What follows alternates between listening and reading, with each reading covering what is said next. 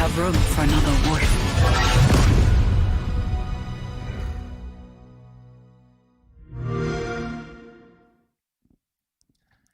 All right. Hey, everyone. Sketch here. Welcome to our latest community live stream. As you just saw, we are super stoked and excited to be here just a few days away from the start of Lone Wolf Season 2 on Halo Infinite. Today, we're going to talk a little bit more about that and what you can look forward to. But first, let me introduce my co-host. Please welcome Community Manager John Unishek. Welcome. Hey, how's it going? Good to be back. It's good to be back. Kind of coming back in normal. I've got my official live stream jacket on. I got what to do. So we're what do they say? Nature is healing, right? Yeah. New hat too. Though? New hat. By the way, a quick shout out to our friends, of course, on the gear team here, Halo Gear. If you go to gear.xbox.com, there's a Tenrai collection available right now, actually. So this is one of the new pieces of gear that they bestowed upon me to represent here on the stream. Yeah, we just wrapped up the final run of Tenrai. We did. Yeah. And a long run it was. So, John, I know we got a lot we want to cover and get through today. We got some good stuff to work through, talk about Season 2. Mm-hmm. Before we did that, I just want to take a quick moment here and really just acknowledge, it's been a tumultuous few months. We'll just call it what it is. Really excited about the launch, but at this point, it feels like that was a lifetime ago. So life moves sort of fast and slow at the same time. But just wanted to acknowledge that we understand it's been a stressful time for the community. It's been a stressful time for us here at the studio. And I also want to say thanks to folks who have been really just patient, supportive. We always appreciate the feedback. We've got no shortage of feedback, and we'll talk about that here in a moment. But people have been asking us. They hope we're okay. We hope the team's doing all right. We're doing okay. We're hanging in there. Yeah. We got work to do, and we'll talk about that here on the show today. And we got a lot to get after. But, just wanted to acknowledge we understand there's been some frustrations, and we would all like to have more things happening at a faster pace, and we are going to get there, but it's just going to take us a little bit of time. Yeah, I always want more Halo, Of course, who doesn't? Good news is we're only a few days away from at least another nice dose of some really fun, cool stuff. Speaking of feedback, though, John, a few weeks back, you spent a lot of time put together what we've called Season 1 kind of outcomes blogs, right? Yeah, 2 of them, yeah. And quickly, we're not going to go through all those in detail today, but just kind of give us the cliff notes for folks who may have missed out on that. Yeah, we wouldn't want to do the full thing. I think it came out to like 36 pages on the Word docs. But yeah, some of the stuff we covered was focused on live, focused on multiplayer and game modes, and stuff like that. But overall, right now, outcomes, lots of improvements for Season 1 or Season 2 coming up. One we actually have that we could roll a tape on. Oh, yeah. We actually just found out about. Yeah, quick backstory here is we were just looking at this build, which, by the way, huge shout out to our team and the test team in particular. We've got our final candidate. Our release build is ready to go for May 3rd. But looking at this video here yesterday in the studio, one of the changes that we've heard a lot of feedback on since launch was players wanted a little more agency over the player outlines, right? Yep. And so in our outcomes blog, we mentioned, yes, we'll have a slider in Season 2. But what we didn't mention was that the slider goes all the way down to 0. So you can turn off outlines if you want on opponents, and you can kind of get that more classic Halo look and feel if you want. Your teammates will still have their gamer tags displayed over their head, like you can see in this bot match. But anyone who does not have that is an enemy, so you want to shoot at them. Yeah, and again, I want to note this is just an iterative step, right? It's just about usability, but it's just one example of the types of feedback that we've heard and some steps the team is starting to take now to address that feedback. If you go to halowaypoint.com, you can check out, like John said, about 35 pages of editorial. But basically, each team that works on Halo Infinite goes through all the key feedback that we've passed along to them from the players, and they provide responses and generally let you know what you can expect and what they're going to go after and what they're going to do in the future. So really good read there. Yeah, when we get that feedback from Reddit, Twitter, Waypoint, YouTube videos, surveys that we send out to Halo Insiders, right? So we're getting it from everyone. So it's a really balanced approach, and all the teams know what is the community all up talking about, and we address that directly in those blogs. And I'll just add one more note, something that you may recall Joseph mentioned in his blog last month. We are also working on one more public-facing resource that we hope to stand up in the near future that'll essentially be a Trello board of sorts. If you were around during the MCC work, you're familiar with what I'm talking about. But we want to do a better job being a little more transparent and providing kind of a self-service resource. So ideally, at any given moment, a player could go to this page and clearly see quickly what are we working on and what the status of each of these key pieces of feedback are. So we are committed to getting that out as well. And again, I just wanted to stress that we've heard all the feedback. It's all been taken to heart, and some of these things we're already going to see coming on May 3rd. Other things are obviously going to be a little bit grander in scope and are going to take a little more time. But I do want to just say thanks again to everyone who has stuck by us and taken the time to give constructive feedback and input. And the game will be better for it. So thank you.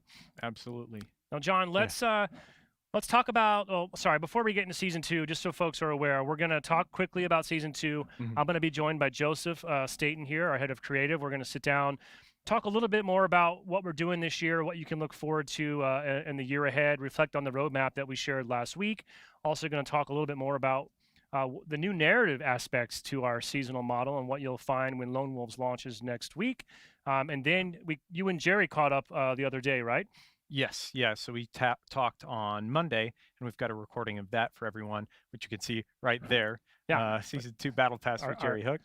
And then we're going to wrap it up, you and me again, talking a little bit about Kansas City and all the other things going on in the Halo franchise. Yeah, it's our basically since Rally, it's our first big major, and that kicks off in just a few days. So we're excited about that. So before we welcome Joseph and John, I thought it might be helpful let's just do a quick recap.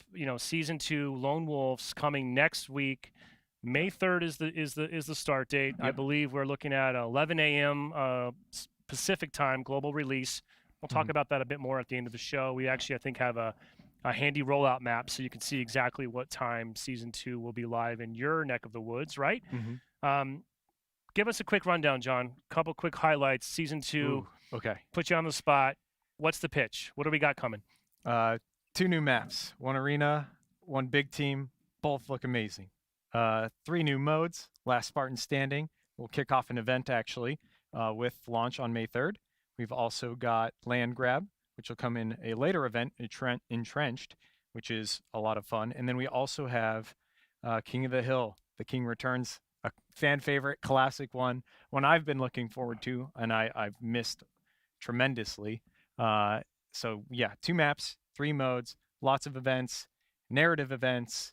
I'm trying to think anything else. Full-on battle pass. Yeah, I was going to say, you forgot the thing I cover later on. So, here's I love this shot. We had a similar image created for the launch of the game, but this is just a look at some of the new customization content and what you'll be able to do for your own personal Spartan over the course of Season 2. And like John mentioned, in just a little bit, we've got, I think, basically you and Jerry are walking through 100 tiers of our new Battle Pass, which, by the way, also has direct and immediate improvements based on player feedback, which y'all will be speaking to a little bit more later, right? Yes. Yeah, we cover that as well. Yeah. All right. So we're going to get back into the Season 2 content here in a minute, but first, we're going to take a very fast break. I'm going to welcome Joseph Staten, and we're going to talk to you a little bit more about what the studio is currently working on and what you can expect later this year. We'll be right back.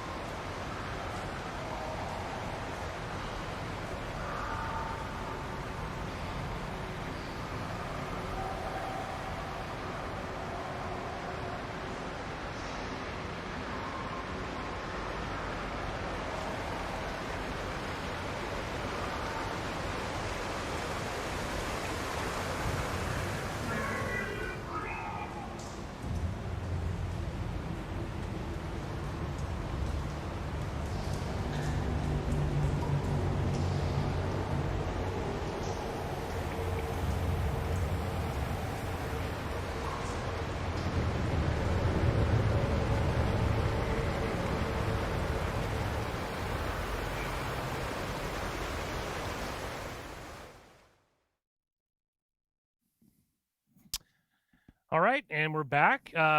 Quick shout out, I forgot to mention before we cut away. That was, of course, a closer look at one of our new maps coming on May 3rd. That is Catalyst.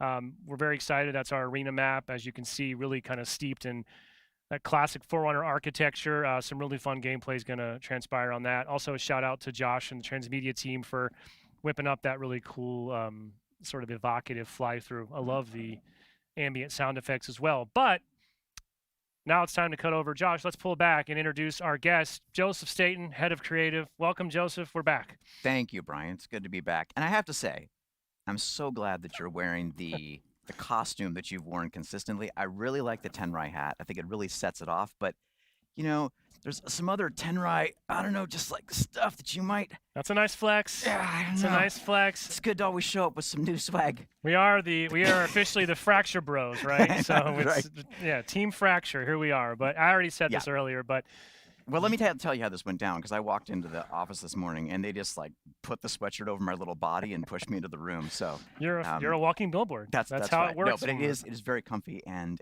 looks great. I highly recommend it. Yeah, and you can pick it up yourself at gear.xbox.com. That's right. All right. So Joseph, thank you for joining me. I feel like Yep. what was that? Late last year we did the live stream over in the hub, right? We talked Yep, a little bit that's right. about little different circumstances. If I recall, that was the conversation about how Forge and Co-op are not going to be ready for launch. So Yep.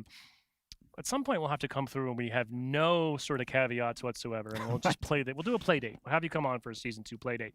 Sounds good. But I thought, why don't we kick things off, because it Mhm. has been a bit. Also want to acknowledge that you've written 2 blogs as well since then for us. You had an April update, Yep. which we just put out with the roadmap. We're going to get to that in a second, and of course in the March update as well. But Mm-hmm. same thing you did in March. I'm just going to start off by asking you, season 2, it's Yep. locked and loaded. We got our final release candidate back. We're in great shape for May 3rd. What's the team working on right now? Well, first of all, I just want to say a big thank you to the team. Super proud of all the work that led up to season 2. It's been a real push since launch to get that ready. You're right. We have our release candidate. We're on track to launch.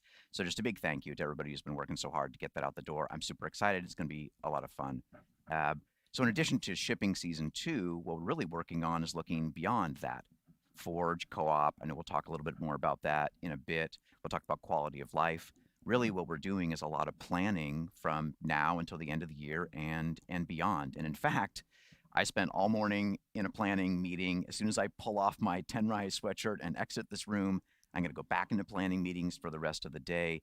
The team is really working to lay down track, get good plans in place. And we'll talk a little bit more about the details of what that means, I know later on. But that's really what we're doing. We're launching season 2 and we're heads down working on what comes next. Yeah, and I think something else I would. By the way, I forgot to mention. You can keep that sweatshirt. By the way, you don't. Yeah, you can take it home with you. It's a parting gift. So it's actually like a size large. So it's like there's a medium, but if I were to stand up, it's like down to my mid thigh. So I'm like, hey everybody, walking around in my adult size sweatshirt and my child size body. It's I interesting. mean, I've sized up a little bit in the pandemic, so I don't know. I don't want to speak for you, but Yeah. One thing that I like the way you laid out in the blog might be good for people that missed it is you had clearly articulated what our current priorities are right now as Yep. a team, and you mentioned shipping season 2, which we can basically check that box off. Mm-hmm. So can you remind us kind of what are our high level priorities right now? Yeah, so shipping season 2, and then it's going after things that are keeping the player experience from being great in our game right now. This really gets to quality of life, which I think we'll get into some details about specifically. So hitting those issues that when you play the game impact your experience in a negative way. We want to make sure that we're prioritizing that work before we go after, more content. Now, we'll talk more later about we're still going after more content, but as we work inside the studio to prioritize what people are working on the right things, that's our North Star. That's our number one. Like that is what we need to be focused on right now. So, and then, at the same time, we're focusing on running a healthy studio. We're not in it to run a sprint. We're here to run a marathon. And we want to make sure that our team who's doing such awesome work has the time to do that in a healthy way with a process that supports them with the resources that they need. So that is our fundamental priority that we always keep in mind, even as we're pushing to improve the state of the game. Absolutely. Yeah. Maybe it'd be helpful right now, real quick. We have the roadmap graphic, so if we want to just pop that up, give folks a chance in case they missed it to to take this in, and we'll break this down here in a little bit. We're not going to go through all these points because we're going to talk more about what's coming next week with season 2. But I think clearly the thing that we know jumped out the most to our community, which was expected, is the dates for season 2 in particular. And in this case, I think it's safe to say it probably was a surprise to most people that season 2 will last longer than they expected. Yeah. Joseph, can you just talk a little bit about why are we making this deliberate decision to essentially extend season 2? I also want to just acknowledge last year, well before launch, we had talked about, yes, at face value, our goal and our vision was a season would last approximately every 3 months or so. That's right. Generally the norm, in the industry. We then realized that season, launching the game was going to be challenging in its own right, and we would need some extra time before season 2 was ready. Also, to your point about team health and that we don't want to, really hurt the team in a negative manner. So I think some people were not expecting that we would also need to extend season 2 itself before we get into the next season. So just a little bit of context from you, I think, would be helpful there. Well, one thing to make really clear, none of us inside of 343 look at this roadmap and are happy with it. All of us want to be doing things faster to deliver more content.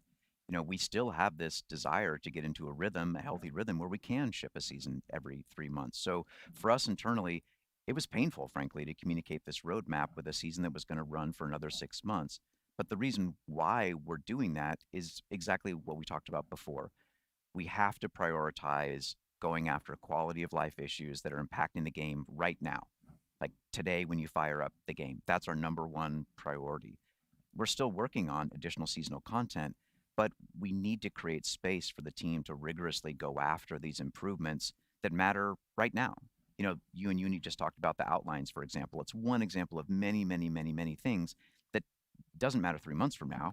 It's a right now kind of thing. And so that's really how we're organizing ourselves to go after that work and why we're extending the season now. But to underline this, none of us looks at that and says, great, 6 month seasons are awesome. They're not. They're not. And we need to get ourselves in a position where we can deliver more frequently. And we're working on that too. Absolutely. I also just want to note that we discuss this a lot. You and I have talked about this. We knew this is going to be, to your point, not the roadmap we would like to put out if we could really do what we wanted to do. But it's also important that we still maintain some open, transparent discussion, and even if they're hard discussions, right? So, last thing we wanted to do was just sort of pull the rug out and surprise season 2 is now live, and it's now a shock to everyone. So, fully acknowledge it's not what people want to hear, but we're still committed to being open and honest about what's going on. And we want to get to the point, obviously, you mentioned, where we can really start to do a better job meeting player expectations. And we will get there. Let's talk a little about the quality of life stuff that you mentioned. Maybe first of all, it'd be helpful context. How do we decide where, what are those pieces are? How do we come up with that stack ranking list? Who decides, and where do these inputs come from to say, these are the things we must go after? So there are a variety of inputs that we get. One is just the team playing the game. The truth is in the software. You sit down and you play, and there's the truth of the experience. So we play the game in our internal play tests.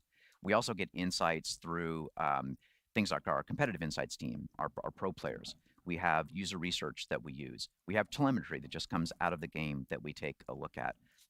We do a lot of things to get data. We aggregate this data, and we put it on something that internally we call the hot list. And we track it, we prioritize it, and that's how we go after one body of work versus another. So part of quality of life is the internal quality of life that we need as a studio. We need robust systems in place to gather these insights, get them together in a list, and go after them. And that's some of the work, but not all the work, of course, that we've been doing since launch, is making sure that we've got a good, rigorous process to be super planful about what we attack. We've had to go slower to get that process in place. But the whole point of going slower is so you can accelerate later. Go fast, go slow to get fast. And so I really feel like on the insights part of things, we're really getting up to speed in a great way. We well understand the work ahead of us. That's why, Uni had those awesome insights blogs, those outcome blogs. So we have a really good sense of the body of work. We just need to get our heads down and go after it, which we are. And I just want to reiterate, too, we obviously have a really diverse 20+ year franchise, global fan base, and Mm. it's important that we also acknowledge that different types of players and different people have different things that are more important and matter more to them, right? So, Absolutely, yeah. part of the studio's job is to how do we pull back from that and prioritize the most impactful changes that would ideally impact the broadest subset of players, Yep, right? yep. Which means some of the more fringe things that we know are still important Mm. may then have to take a lower priority, right? But it that's right. doesn't mean we don't care. That's exactly right. Yeah, I mean, the whole point of a prioritized list is to put everything on there that you could do, right? And then pick the things that matter Yep. most. But you're right, that doesn't mean that we don't care about certain things. Yep. That's not true. Yeah. Maybe let's talk about so we have these quality of life, we have all this information. Safe to say, I think we have Yep. plenty of feedback. No question about what we know we need to go do, right? Yeah. What are a couple examples off the top of your head of things that the team is actively sort of investigating and or working on right now? Yeah. Well, it's very kind of you to say off the top of my head, but because my head and my brain are getting older Or these off your days, notes. I Yes. actually brought Yes. some notes to make sure that I was It's very smart. specific about these. And you told me it was like a newsroom sitch, so I Yeah. could just show up with my papers. Sure. All right. We're loose here. It's fine. All right, good. So, yeah, half kidding, and this is on the top of my head. But yeah, when we talk about quality of life, stuff that we're going after that matters right now in the game, we think about things like anti-cheat. And that is not a thing that we're going to solve tomorrow or in 2 months or 3 months. This is an ongoing effort, quality of life that's going to continue. But we know there's some things that we need to dig into now, today, specifically on anti-cheat. The ranked experience is something that we also have recognized as something that matters right now. And this includes like fundamental behind-the-scenes stuff that we need to do for ranked so that we can go after some of the ranked playlist issues that players feel right now in the game. So that's work that we're diving Yep. into. Network improvements around desync, as well as just the way the players report bugs. We just want to make sure that we've got a good handle on that. And then, of course, we're also going after big ticket, longer time frame items, things like match XP, Spartan career. Yep. Now, we can't today say definitively, well, this is where these things are going to land. But it's important to just acknowledge, look, we know these things. We're going after them. They might not show up on the roadmap right now, but that's because we want the roadmap to be a credible, reliable source of truth. And so there's work going on behind the scenes on these quality of life, as well as many, many other things that we could talk Yep. about, including some of those internal studio, just are the way we work, the way we organize ourselves. That's our internal quality of life that we're focused on too. Yeah, and in our next segment, I believe Jerry and Unishek will talk a little bit more about specifically on the live side of the game, some things that they're focused on. For example, how do we diminish the core restrictions we have in place? Like we've heard loud and Right. clear, our players would like to be able to mix and match more content across more Spartan cores and have more Yep. customization agency, right? So that's another example. Mhm. Heck, I would even note, even the Season 2 Battle Pass today is a reflection of player feedback and changes that were made. Yep. Things like adding in credits, increasing the value. The free track has a lot more content, and Jerry and John will talk a little bit more about that when we're done here. Yep. So you also mentioned in your blog the way that we would deliver these quality of life updates would be via drop pods. What does that mean? Drop pods. Well, so we wanted to pick a name that had resonance in the Halo universe. And if you think about an ODST drop pod, right? They're racked up in the belly of some UNSC ship. They're always ready to go. They're racked and they're waiting to drop. And that's how we approach the delivery. We want to approach the delivery of this content. We don't want to just wait and hold things back for season releases. If something's ready, we want to be able to put it in a pod and drop it. We want drop pods leaving the frigate or whatever it is, 343 on a regular basis. Our goal is to get into a monthly cadence of a drop pod a month. We're not there yet, but that's the goal. That's part of why we're taking time in Season 2 to go after this work. But just think about a drop pod as a delivery vehicle, content, features, bug fixes. Lots of different things could go into a drop pod. We want to be able to do them every month. If something's ready, it goes that month. We don't want to hold and wait until season boundaries. So again, this is the kind of stuff that doesn't show up in granular detail on the roadmap. But when you see the drop pod icon, when we say drop pods, just know that it's our way, ideally on a monthly basis, and we'll get up to speed to deliver content when it's ready. Content, features, bug fixes. It's just a vehicle to deliver that stuff to you.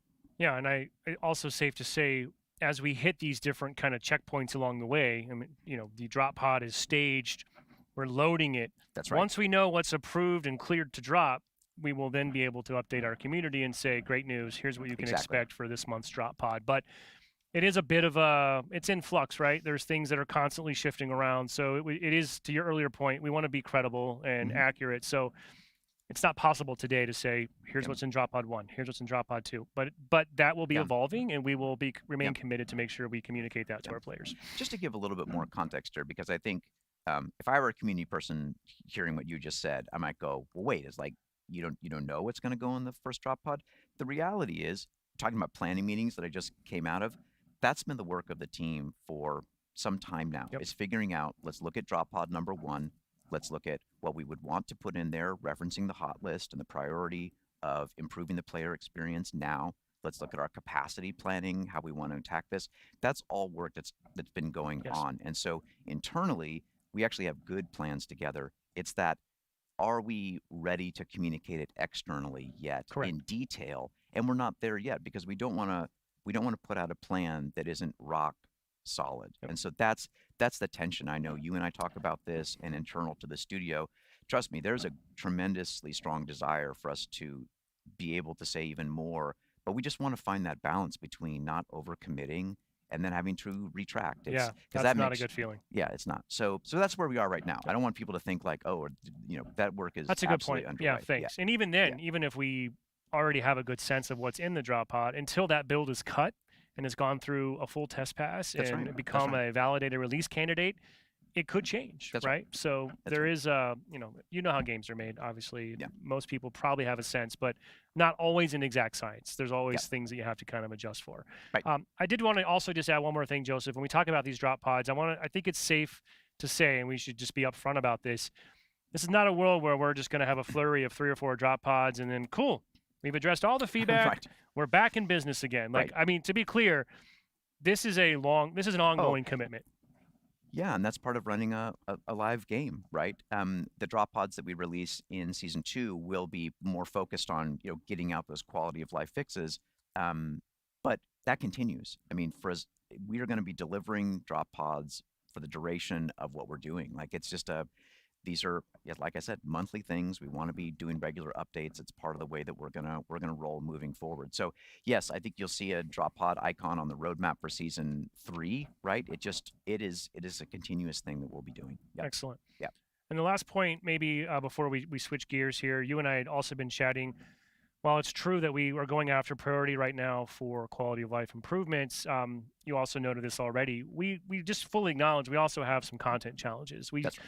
So safe to say, in parallel, we are also still working on ways to bring more content to bear faster. 100%. I mean, like I said at the beginning, we look at this roadmap, we look at what we're able to deliver right now, and we know very clearly inside the studio, we need to do more. It's painful for us, it's painful to all of you that we can't deliver more content right now. But we are, when I think about my afternoon meetings, actively looking at ways to accelerate delivery of content as well as quality of life.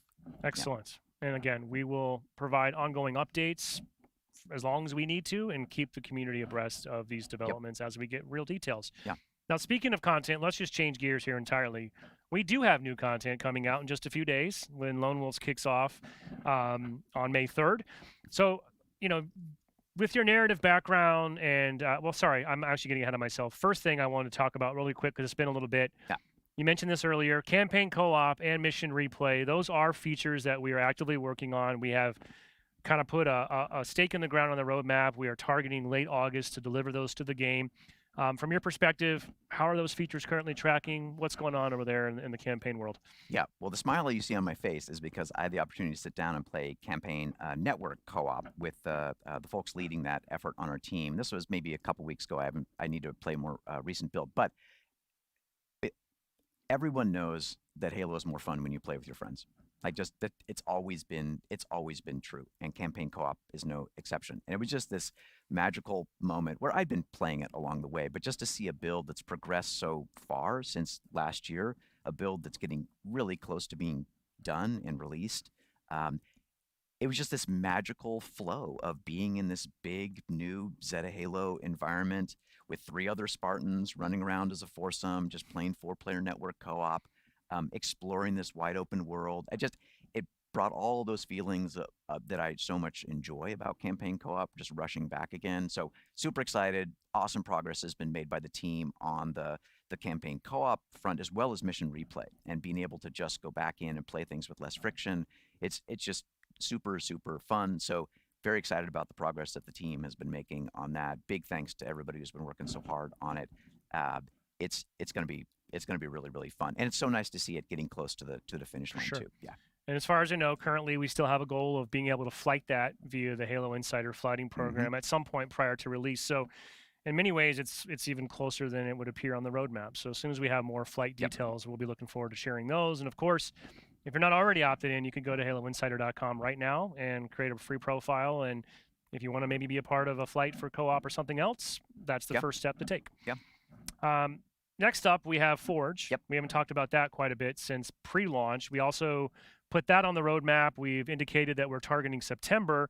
One big change, though, is that we are calling that an open beta now, which was a little bit different. So might be helpful just from your perspective. What does that mean to you, open beta? I have seen some people speculating and some concerns that you know, it's like 1/10 of Forge, and it's just going to be this small little experience. But what do we want players to know about that? So when we say beta, it is the full feature set for launch for Forge. Like, this is not a stripped down version. This is not, you know, some features turned off, some features not. We've been flighting Forge for quite some time. And so what people will experience in this open beta is the Forge toolset. You know, some things are going to come later, like additional palettes and those kinds of things. But Forge is going to be its own, you know, service as well. Like, we're going to add things over time to Forge too. But you're right. People should not look at the beta label and think, oh, is this some sort of you know, handcuff version of Forge? No, not at all. Like, when people get it, they'll be playing it with a full robust feature set for V1. Yeah, and I think, you know, originally we had talked about we were going to flight Forge at a larger scale before release, but given that you noted that we have been flighting it to a private audience for, I think, honestly, maybe 2 years or more at this stage. Yeah, it's been a long time. Yeah. I think it's the right decision. Essentially, by moving into an open beta, we can get that core tool set right into the game as soon as possible, and it lets everyone in the community with no barriers or restrictions start making real content and real experiences that will then persist. So it's one of our ways that we can also help address the feedback that people want more content, more experiences. We get to recruit the community to help us in some regards. That's right. And I mean, all that fun innovation and new ideas that's always come from Forge, like, we want to get that flywheel going as quickly as possible. And the open beta allows us to do that too. So you're absolutely right. When people jump in with an open beta, they'll be able to make stuff, and it'll persist as well. So people shouldn't think like, oh, is the work I'm going to do go away? No, not at all. And we'll, of course, have a lot more to say and show and share about Forge in the coming months. So stay tuned for that. I'll just say there's been some stuff maybe leaked out there, and there's a lot to be excited about. We'll leave it at that. Yeah, Forge is going to be pretty awesome for this new generation. All right. Last thing I want to chat with you about, Joseph, we'll just change gears here again. Lone Wolves is, of course, the name of our season here. We had Heroes of Reach for season 1. You have a lot of backstory and a background of yourself as being a narrative kind of guy. So I thought it'd just be interesting, you know, from your perspective, what do we mean when we talk about sort of a seasonal narrative and storytelling during the season, and even Lone Wolves? Like, just kind of break that down for us a little bit. Yep. So, Josh, we wouldn't mind putting up the Lone Wolves piece of concept art that we've got. So I think people are getting sick of looking at my face at this point. So we released this concept art a little while back. What does it represent? Well, when we say Lone Wolves, what we're really saying is our seasonal theme. And themes are compelling ideas that inform how we approach a lot of different content creation. Characters like this, Spartan Eklund on the left, Spartan Din on the right. A theme for Lone Wolves, what does that idea really mean? Well, who are Lone Wolves? Lone Wolves are scavengers. They're Spartans who are operating deep behind enemy lines, far away from lines of supply. They need to be improvisers. You can see on their armor that if something breaks down, they find something on the battlefield, they use it for their own purposes. So these Lone Wolves are scrappy scavengers. And when it comes to, well, what does that mean for the story? Themes, really, they inspire interesting what-if questions. So what if we had 2 Spartans operating out in the field, deep behind enemy lines, and they found something very, very dangerous. And what if they brought that really dangerous thing back to the academy, brought it back to this place of safety? Like, what is you as a player? How would you deal with that problem? And Brian, I don't want to spoil anything here. We can probably take about that image, because the more I look at it, the more I want to say. But that's the idea. You got scavengers. They're out in the wild. They find something interesting and dangerous. What happens when they bring it back? And maybe we can show a little tease of that in a cinematic here. This isn't the whole season 2 intro cinematic, because that would be terrible. We'd spoil everything. But it's a little snippet of the opening cinematic for season 2 Lone Wolves that we should take a look. Yeah, let's check it out.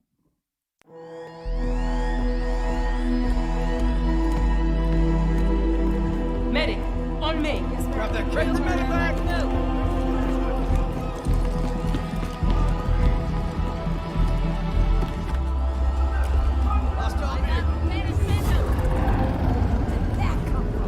They aren't hostiles. They're wolves. Back from the hunt.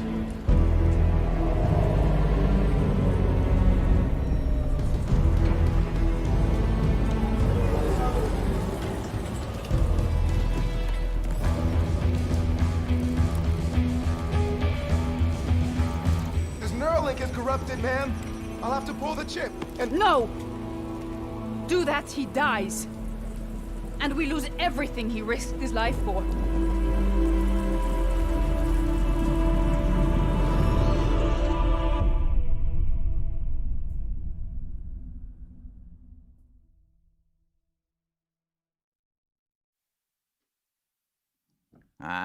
What does it mean? You'll find out May 3rd. So something that went by pretty quickly in this snippet of the intro cinematic is when we plan our seasonal stories, we want to make sure that the player, all of you, are at the heart of this story, driving events. If we kick off a crisis like this, we want the players to be the solution to that crisis. So this cinematic would immediately roll into the first event of the season.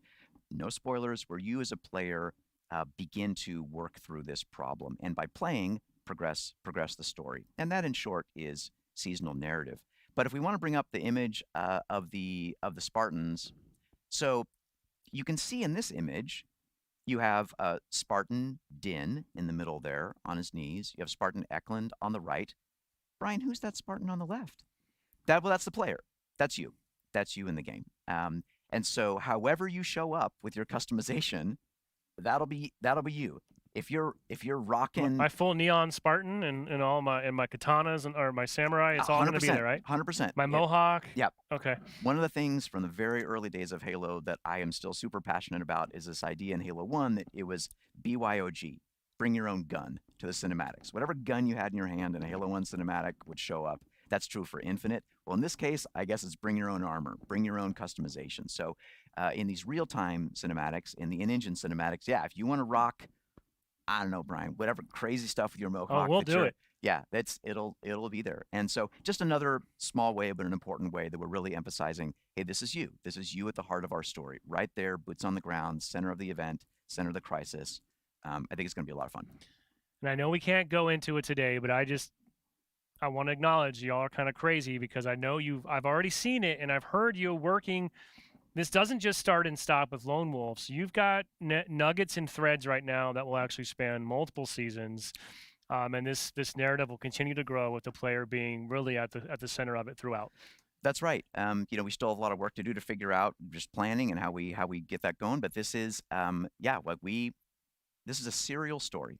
It started with Heroes of Reach, introduced Commander Agrinia, who's also in season 2, introduces our 2 Lone Wolves, maybe some other things as well, and that story will continue from season to season and into experiences that we have planned beyond. So, if you want to get in on the ground floor, see what the evolving story of Halo Infinite is, May 3rd is your time. Awesome.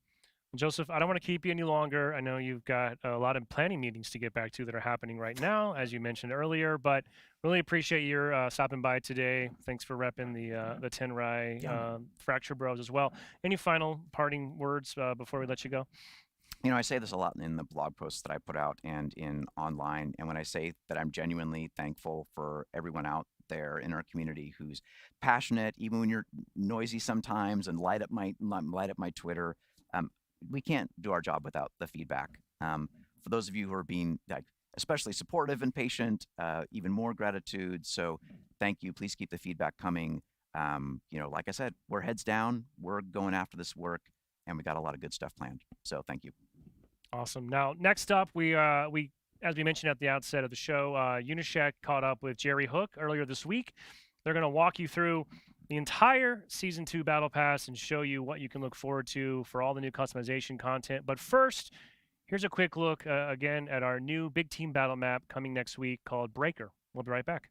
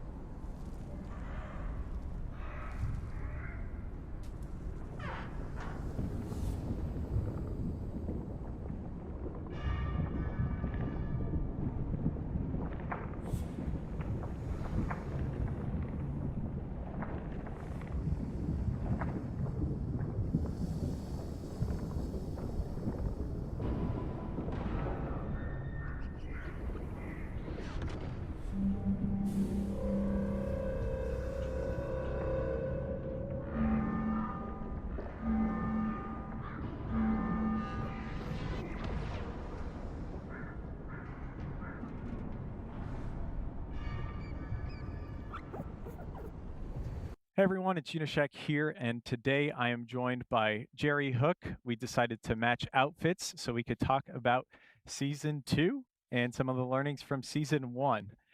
Jerry, how are you doing? Doing great. It's good to be back in black. It's fantastic. It feels good. I'm glad we were on the same wavelength coming in today. But let's talk about Season 1, some of the learnings we've had, and then we can dive into Season 2, take a look at the Season 2 Battle Pass. One of the first things and most common things we got feedback around were challenges throughout Season 1 and kind of the ultimate weekly rewards there. What were some of the learnings we've had right off the bat from challenges? Yeah, so one of the things we knew coming into actually right before ship is we knew we'd struggle in this area just from what we had. And what I hope the community saw is us trying to respond really quickly to any problematic challenges that were what I'd consider esoteric or impossible to land without way too much work. It really failed to meet our expectations of a system where we just wanted you to play the game.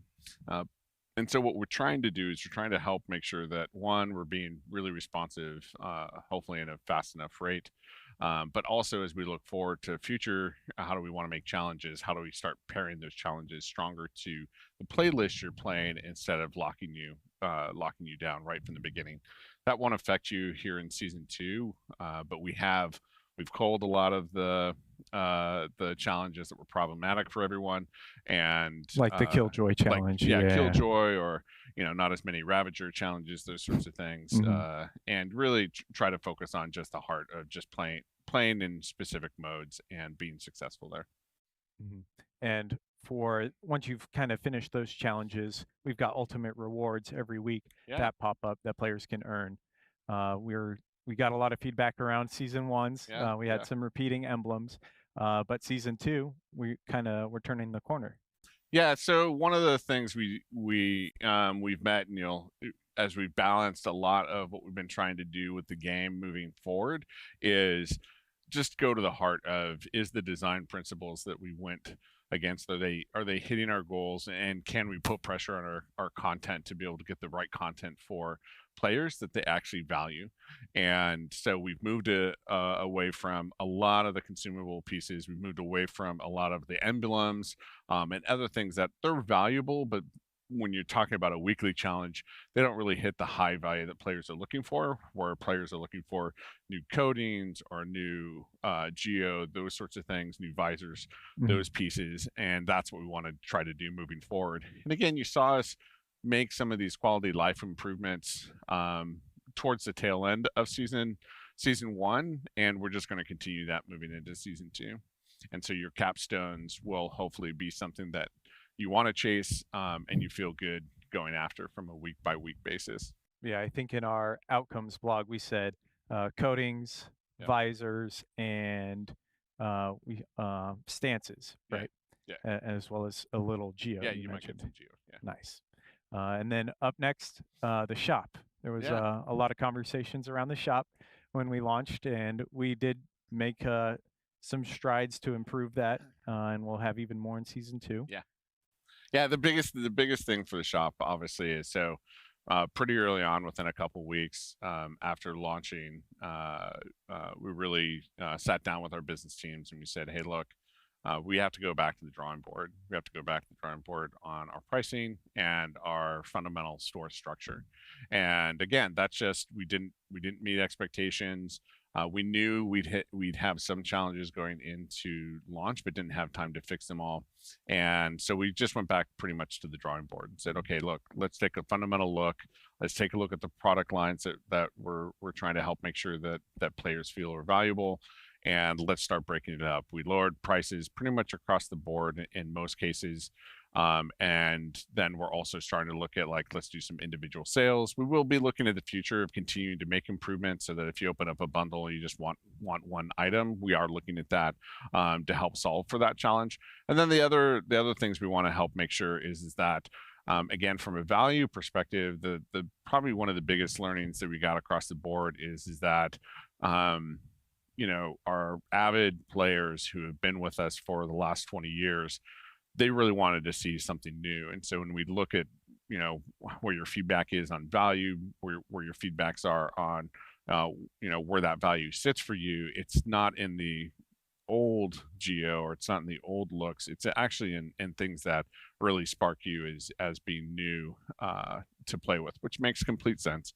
And we're trying to put our focus there instead of, and you'll see that in a lot of the battle pass, instead of rehashing, say, Spartan 5 stuff and whatnot. It's not to say that we're not focused on that at all, because I know there's fan favorites, but we want to balance from a purchasing perspective. We want that more to be on the earn side than on the purchase side. Gotcha. And then last but not least, before we dive into the battle pass, I know we had a lot of feedback around cores, right? Yeah. Customization, cores and kits, right? Kind of being Yep. locked down.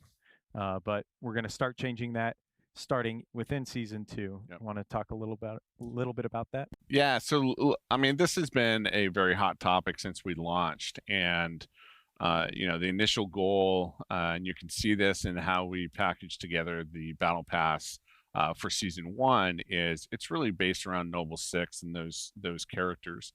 And when you break down those characters, we really wanted to help make sure that those looks and those that fantasy was preserved.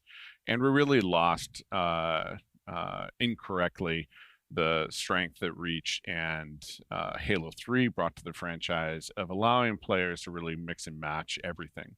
And again, we knew we'd have some struggles there. We didn't realize it would be as bad as it was.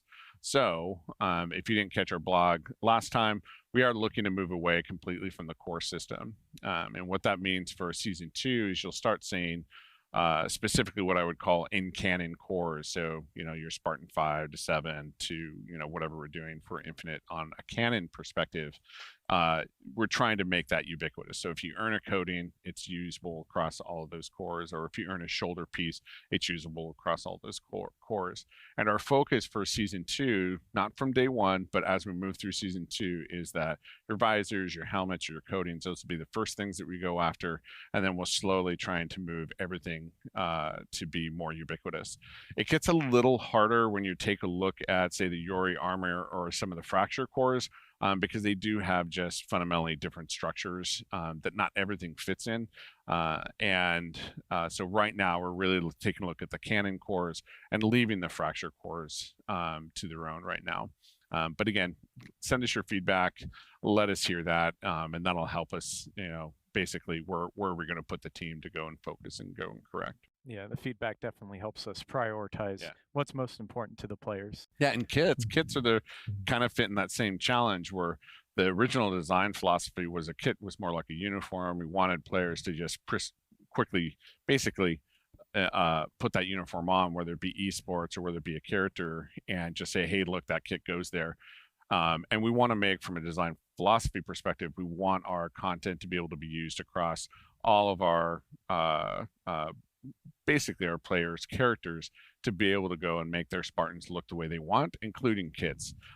Those won't be on day 1, but it is something that we're hoping to address in a drop pod coming in season 2.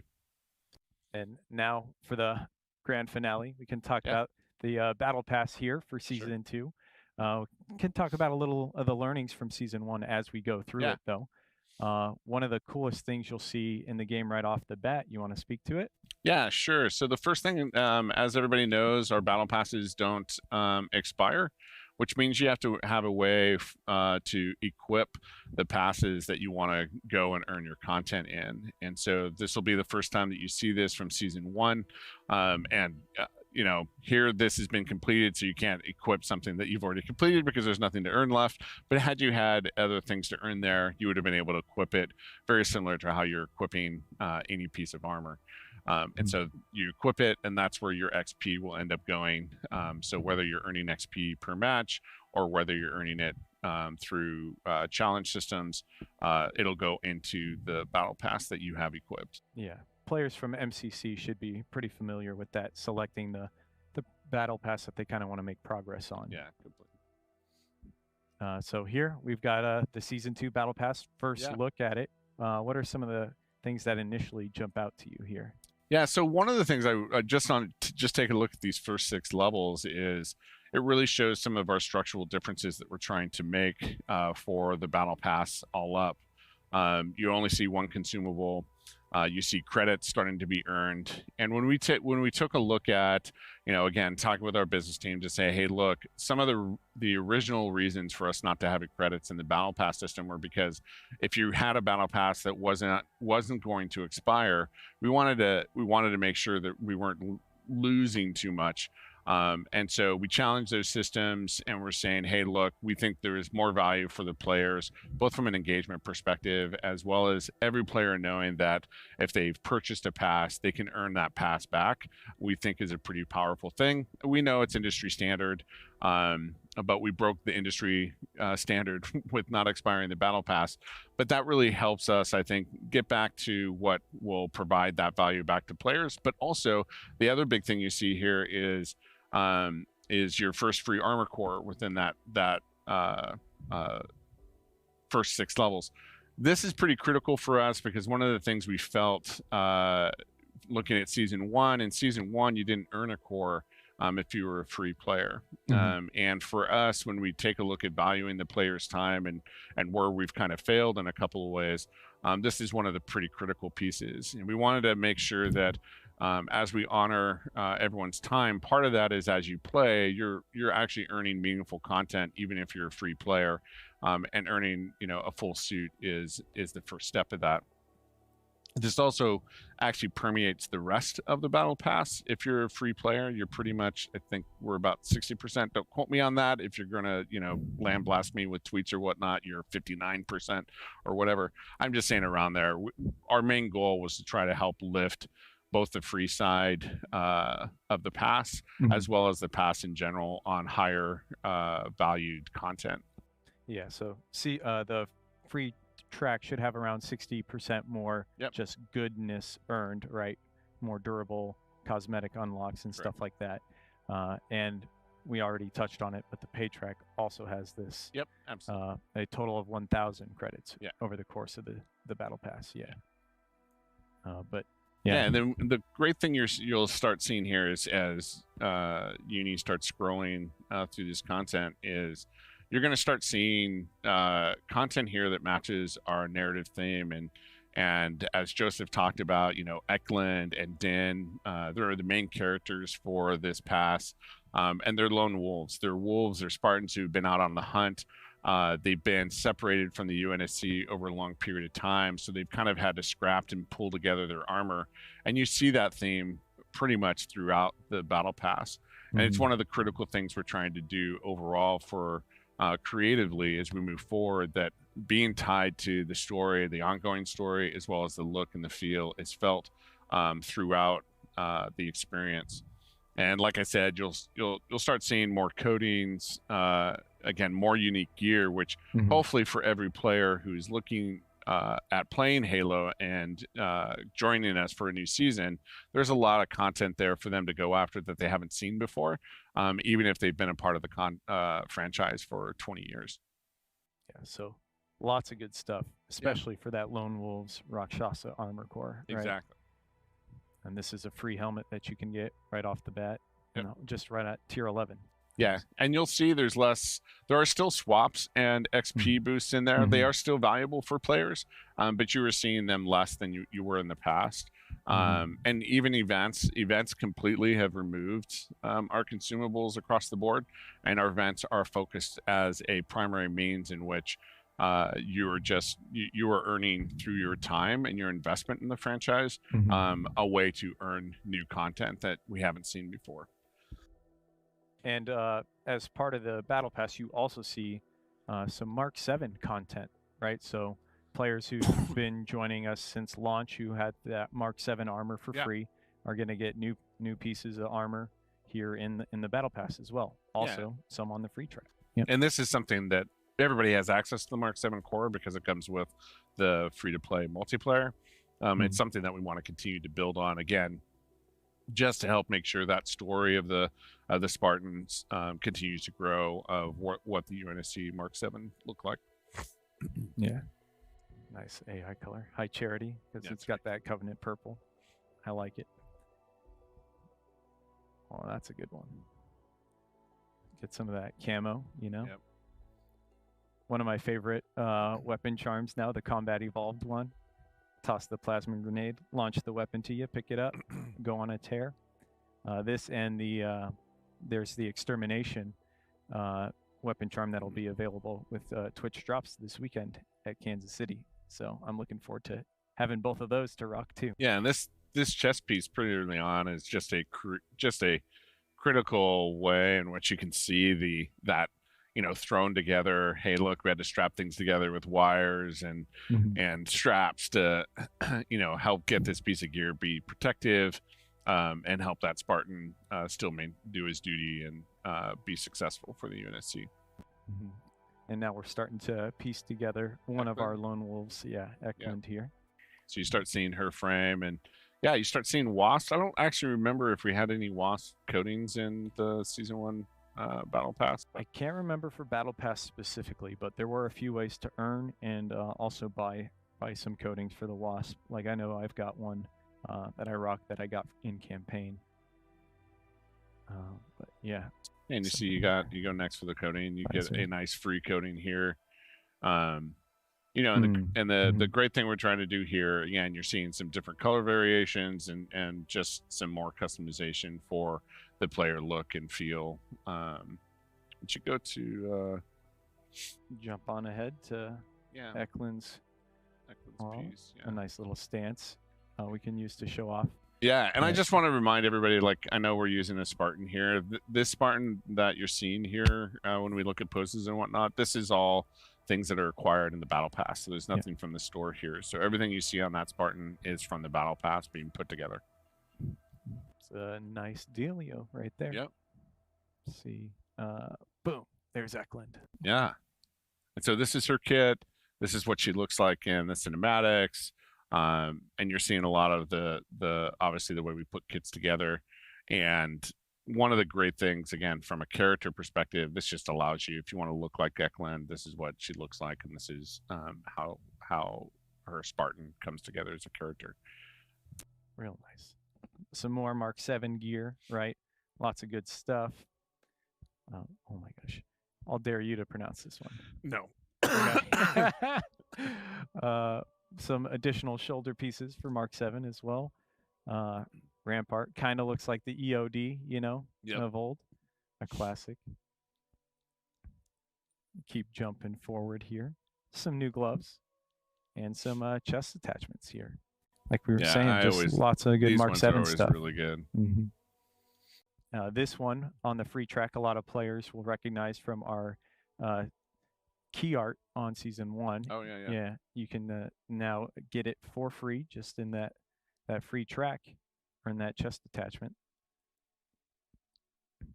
Nice little helmet attachment there. Bright red on Butler. I can dig it, yeah. But lots of good stuff, right? And one thing about the Battle Pass that we have talked about, or haven't talked about yet, is overall progression system stuff. I know we wanted to kind of talk about that kind of with the challenges, but I skipped over it a bit. We do want to make a long-term progression system, but that's not in scope here for season 2, right? Yeah, so what we're trying to do is, we're trying to get the foundation ready for it with, earned XP per match. But really that Spartan rank or the Spartan career that we're all looking for, that's something we're putting long-term investment in. Part of our drop pod system is to try to bring things online faster in pieces if possible. And this is definitely a top ask for us to, with the team, to get the Spartan progression system all up so that people feel like they have a career outside of the seasonal battle pass. And we've also got some nice chest attachments right here coming up. Another pretty darn sweet looking Mark 7 one. Yeah. The Pack Rat. I always love the grenade canisters. Yeah. Anytime you got those, kind of reminds me of Emil. Yeah, exactly. And then up next we've got, let's see, what we got here. Nice little visor. Security flag. Access attempt logged. Are you seeing this? Success. This can't be right. No way. Firewall compromised. This doesn't make sense. Breach detected. Do we know what's vulnerable? Oh God. Core files targeted. You've got an intact matrix core. Signature is Jihad. Answer me. Where did the core Data go? transfer in I progress. think we're about to find out. They're here. Transfer complete. Lux 11. Artificial minds, real solution. Here, this one is one of my favorites, right? Yeah. With that black and red. And this is why, I really just like where you have unique color sets that are high contrast. These are the ones that I've always just enjoyed. like the single armor reds and the things that are really, non-balanced is really cool for me. Yeah, I'm really digging that look there. Continued Mark 7, right? Lots of good stuff for there. Got some Rakshasa knee pads. Yeah, and this is the, again, you're seeing tape, electrical tape here, and just pulling the pieces together, and it's just, again, a really unique look compared to what it seems like it's fresh off the factory floor. And one thing I've kind of noticed here as we've been going through the battle passes, once you get to the second half, like things start getting real nice. Yeah. And you see that with this the cool shot shoulder piece right here. Got it on both sides, and you got a nice sweet looking armor coating here. But yeah, like you get this and you really start to see the tubes, the patchwork, right? Oh snap, I'm on the battlefield. Let me get something together and scrounge it. Oh. Yeah, this looks like a whole filtration system to replace the armor. Let's go to the GRD. Yeah, GRD and the... So this is a fan favorite from Reach that was cut from Reach, then brought into Reach via MCC not too long ago, and now it's making its appearance here in Infinite, which is awesome to have, right? The GRD never dies, right? Some brass knuckle type things. That's right. That's fantastic. There's very few gloves that I get really excited about, but those gloves are amazing. I love the health pack. This is so good. Some OG fans will really appreciate this. You got the med kit on both the gun attachment as well as a utility kind of hip attachment. So good. Big fan of that. GRD attachment. Some more coatings, right? This one's nice, like purple with a slight touch of gold to it. Yeah. Really liking that. This one. Yeah, the Packmaster's Glare. Yeah. So we learned a lot from the Cyber Showdown of what we could do with effects, and I think again the art team. This is a huge, I think, a really good attachment for players. Yeah, and one thing that I've really come to appreciate is we've also been learning our own tools on how to make things even better and cooler. Right?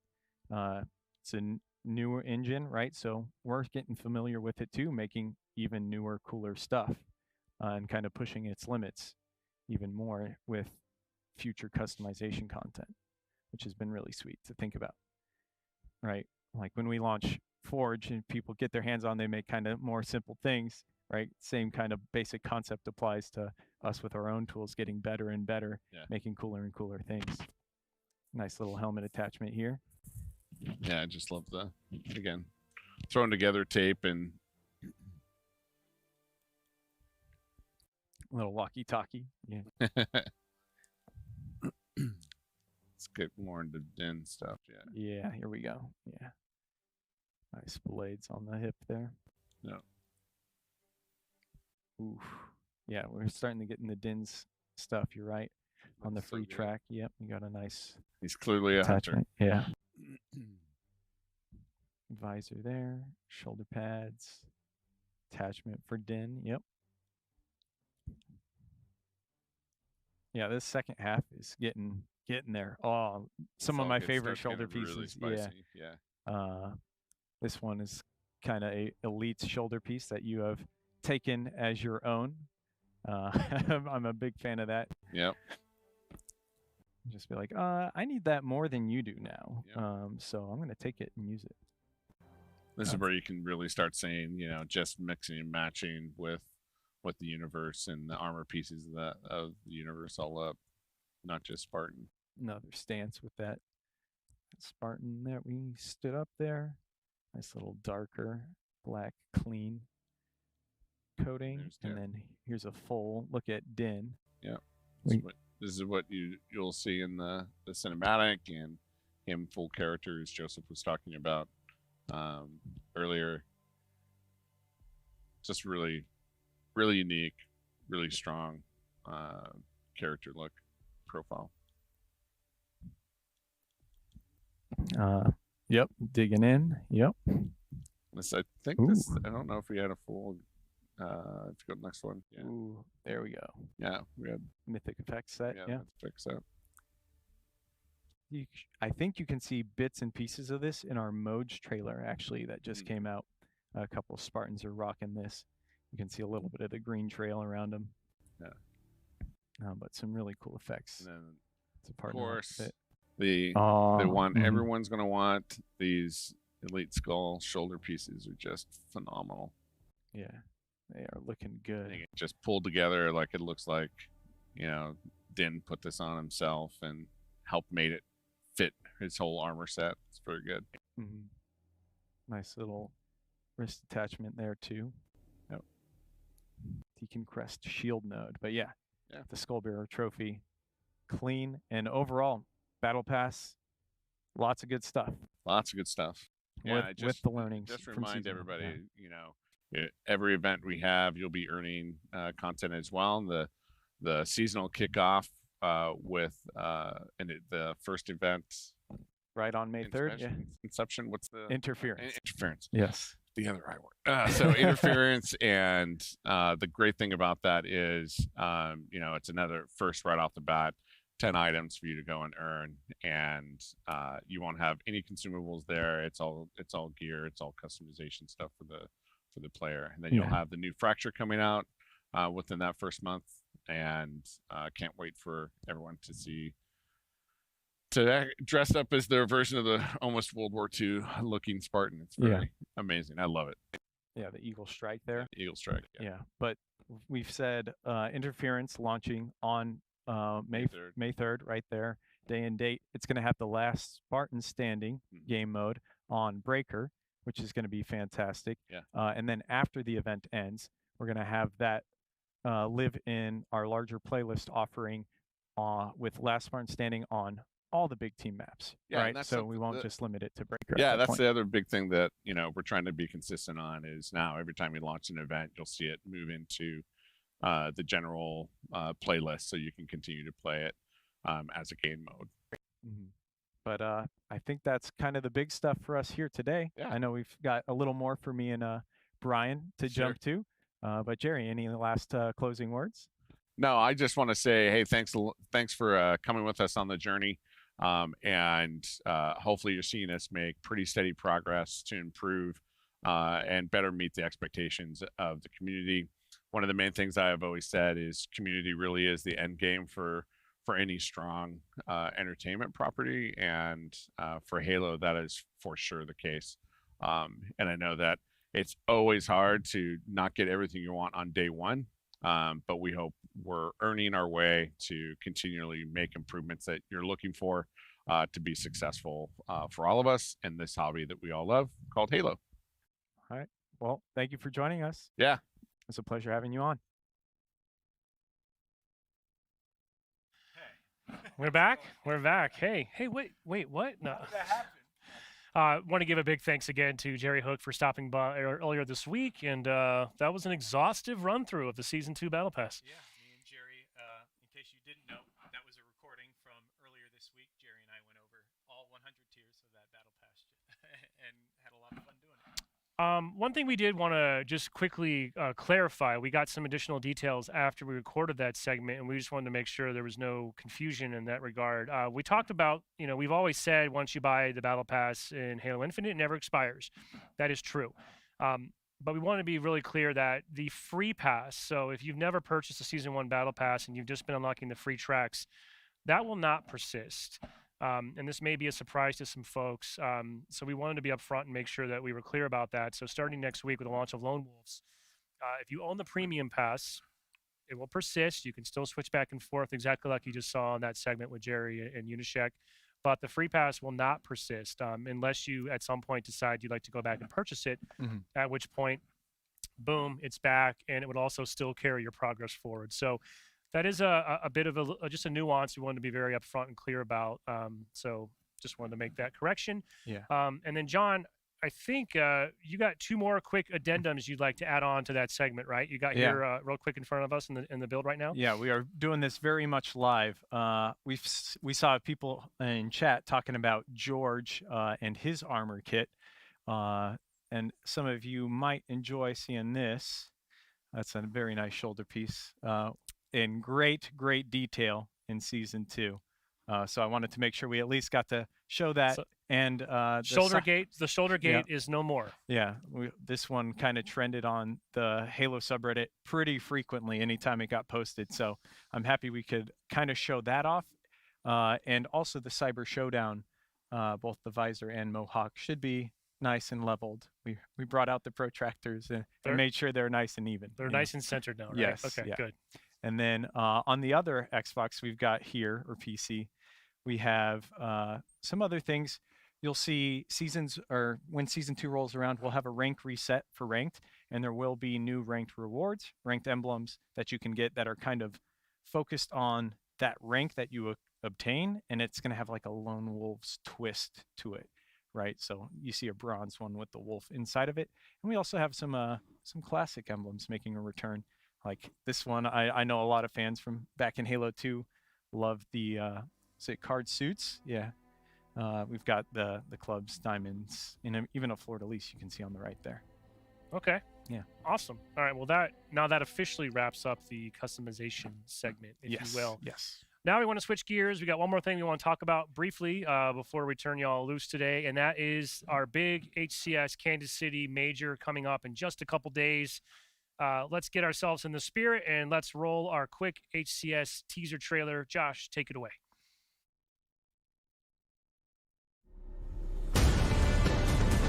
Over kill there for Plasma, going to Wolf, gets the kill tack as well. Picks up two wonderful shots, and he makes it a third. Finish off the kill onto Royal 2, stops it important. Double, make it a triple. I think Costello's the best player in the game right now. Crispy and connecting from my goodness, Lucid. Big double kill from Onboard. Can he get the triple? He does! Triple kill from Onboard.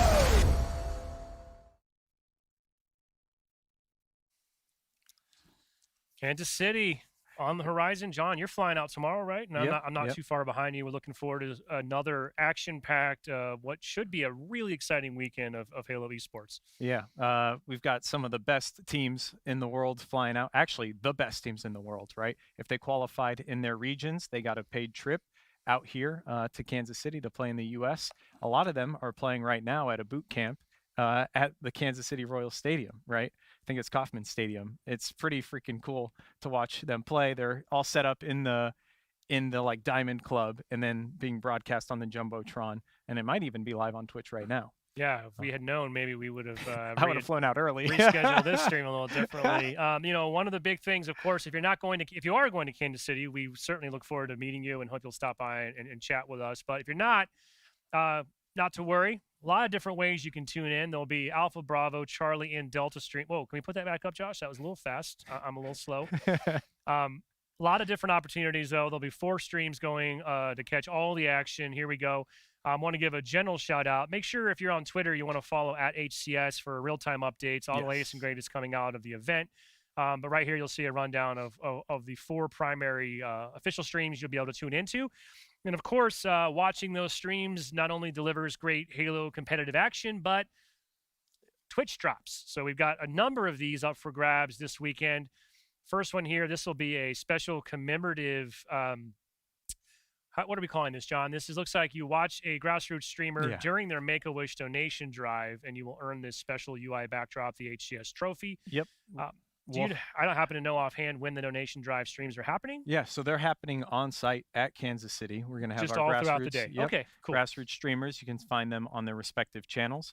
They will be streaming, driving money for charity. And if you tune in, you can get this awesome backdrop. I want to just go to shout out here too. If you go to aka.ms/infinite-live, you'll get more information about these drops. Also, notes down there at the bottom. If you haven't done this already, you need to go to Halo Waypoint. You need to go to Twitch. You need to basically connect your 2 accounts together and make sure you get credit for those Twitch drops.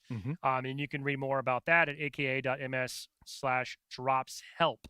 So that's our first Twitch drop. We got more to come. Let's see. Up next, we got vehicle coatings and a really cool, I don't know, I would pronounce that wrong, but a bumper attachment, it looks like, for the Warthog there, right? Yep. So you can equip some like custom geo to your vehicle there.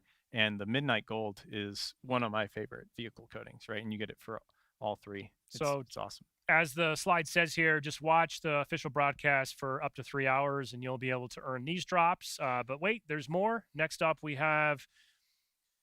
Yeah. So what do we call these banners? Yes. Yeah. So this will be on the backdrop, kind of behind your nameplate when you're loading into a match, and these are for our partnered co-streamers. So we've got a few different, like I'd say, larger influencer type people when they're streaming, co-streaming the event, watching it on their own personal streams. You can earn this on their channel as well. And I think we have one more Twitch drop. This one will be exclusive only for the grand finals, which of course will be sometime Sunday afternoon. Watch that for 1 hour, and you will net this cool clean sweep weapon charm. Yeah, the old extermination medal, one of my favorites. And yes, grand finals only on the Halo stream though, so make sure you're tuning in for an hour during grand finals on twitch.tv/Halo. But again, I encourage everyone to drop a follow to the @HCS account on Twitter. There'll be real-time updates. Of course, @Halo is also a good place to follow. We'll have Andy there from our team. We'll be there making sure that we're keeping the information flowing and doing our best to bring the event to you for those who can't be there in person. So big shout out to our friends on the HCS team, all the teams, all the orgs and competitors. Looking forward to a great weekend. Wishing everyone the best of luck. Yeah, we've got like 5 teams that can all compete for first place right now. It's pretty cool. I'm excited. Do you want to put you on the spot and make you do a prediction or no? I don't know if I could do a good prediction, but I kind of want to root for Kansas City because they're putting on that awesome boot camp. They're in their hometown, Kansas City Pioneers. I'm looking forward to it. Good call. Yeah. All right. Well, we'll see what happens. I'm not going to make a prediction because I'll just wait and see. Hey, we're all winners. We'll see some top world-class Halo. We're all going to be winners in that regard. Yep. John, before we log off here today, a couple of the things I thought we would just quickly touch on for folks who maybe haven't heard. Lots going on clearly with Halo Infinite, with Season 2 imminent. But in case you missed it, MCC actually has just got a pretty significant update, including the long-awaited release of updates to Firefight that now bring the Flood into the fray. Yeah, so you can play this with friends. I ended up jumping in the week it launched, and it is terrifying, but it is fun. And it's terrifying. You can head to HaloWaypoint.com and learn more about the recent MCC update. I think we also had a patch this morning as well for MCC. So, again, want to give a big shout out to all the folks on the MCC team, still working hard, still bringing content, updates, and features to the title. So big thanks to them for that. I do want to give one shout out for the custom game browser, which now includes all the games that are in MCC. So you don't we used to just be a couple games. Now you have all of them that you can just jump in and play tons of fun customs with anyone in the Halo community. And that's been a labor of love. I think we announced that like 15 years ago, it feels like. But huge shout out to the team and also obviously to the insiders into the community. None of that would have been possible without your sort of consistent help with flighting and feedback and just sort of continually pushing the team to evolve and improve the game. So big win there. Something else I want to give a quick shout out to. Just recently, we had the launch of the Halo Encyclopedia. John, I'll do a quick impromptu unboxing. Let me know what it looks like. Yeah, here, I'm going to unbox it live on the air. And boom, there you go. The Halo Encyclopedia. This thing is... It's big. It's a dangerous book. It's careful, don't sprain yourself. This is the regular edition. There's also a collector's edition. It's available now on Amazon or your favorite bookstore. So give that a look. It's got so much information, incredible art and information for anyone that's a fan of the Halo franchise. So get a couple pages. Easy to get lost in there. Big shout out to everybody at the studio and the franchise team who helped work to bring this to life. We mentioned this earlier, John, but I want to give another shout out as well to gear.xbox.com.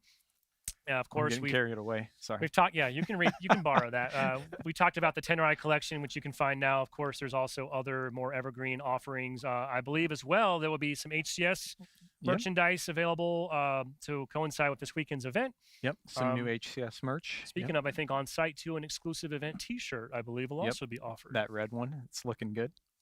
Of course, we have more than just the games going on. John, give us a quick update on Halo the series. Oh. TV show, No spoilers. I would love to go into a full detailed conversation, but we have done 5 episodes so far. Episode 6 comes out tonight at midnight. I will be there watching it, waiting. Toss it up on the projector. I'm excited for it. We had lots of good action in episode 5. That is all I'll say. But Yeah, you can join the conversation on the official Halo Discord server as well. We've got a whole section set up there. We also have like a watch party channel where you can watch right as it drops at midnight. I'm just looking forward to more. Yeah, and also, in case you missed it, big shout out Alex on the community team. Every Monday serves up a recap blog where he sort of dissects and breaks down the prior episodes. So a great place to go as well for fans of the series. And I think, John, we're getting near the end. I wanted to give one last shout out. Let's just talk about, we mentioned this at the outset, Season 2 is going to launch on May 3rd. Yes. We do have a graphic just to give you a better sense. We are going to launch this at 11 a.m. Pacific our time. That's currently our normal rollover for the week. We'll get this out on social here in a bit, but this will just give you a sense of where that means where you live. So we're doing a simultaneous launch. One important note, we got the word out yesterday in case you missed it. We are going to have an hour of planned downtime, essentially from 10 a.m. Pacific until the season goes live on 11. Online services will be disabled. So things like matchmaking, I think, pretty much anything. Pretty much online. anything. Yeah. Anything that requires a services connection will not be functional during that hour. Yeah. You should be able to play campaign though, so no worries. No worries there. Yeah, my main note was just for folks that are going after this week's ultimate reward in the game, which includes a really cool visor. Don't cut it too close because we are gonna turn the lights off just a little bit on Tuesday there in preparation for the new season launch. And geez, I think that's pretty much everything, John. Pretty dense, information-filled show. I want to give another big thanks to Joseph and Jerry for stopping by and helping us reveal and talk about some new information. Another plug, please go to halowaypoint.com. We've talked about outcomes blogs today. Definitely worth the read. Be sure to check out Joseph's monthly update as well. And I think that's all I got. Yeah, we'll have a blog on launch day with tons of new info, tons of the info, kind of summarizing what's in Season 2 as well. So if you want to either jump in or read that blog, Yeah. Anyways, I think that's it. We'll let you go. We've had your time for a while. Really appreciate everybody from tuning in.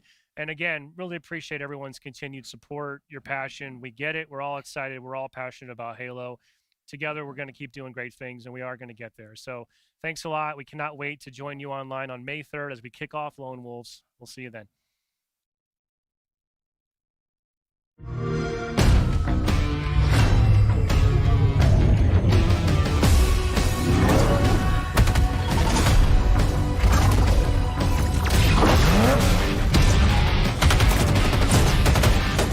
We always have room for another wolf.